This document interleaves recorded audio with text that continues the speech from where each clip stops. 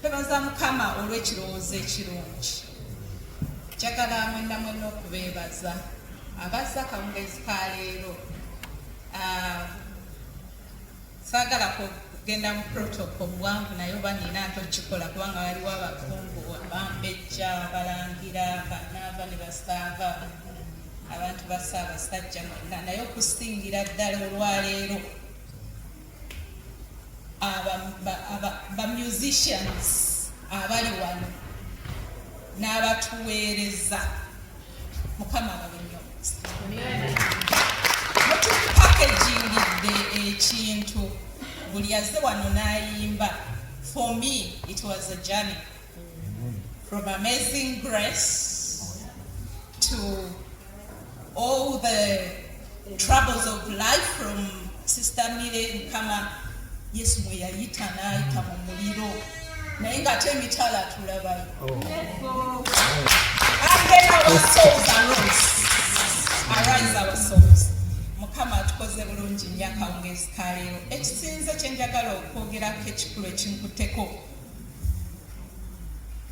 kye kigambo ky'omulamwa gw'Olukiiko lw'Omubaka. Nze Ssaabe yanjulidde nga ntandika naye njogeredde bampitidde mu kiti nga omumyuka w'omubaka wa Ssaabasajja nga nze ntwala ebbendobendo lya South West England muyita South London.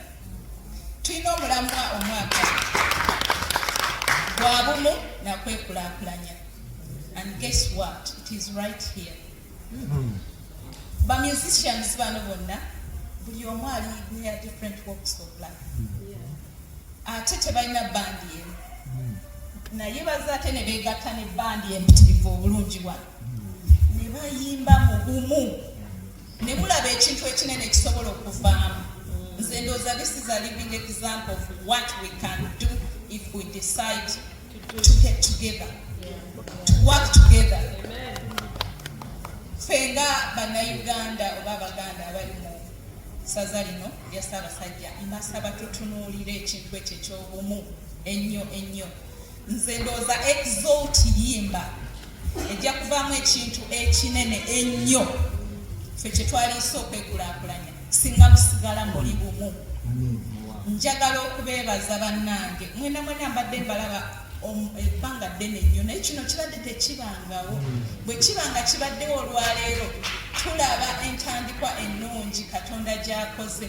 Amaloboozi amalungi ago ge yabawa temwagatwala mu Glastonbury simanyi nyegenyege muli wano omugga gwa Mukama kanebaki balowooza gime Katumba yakomyewo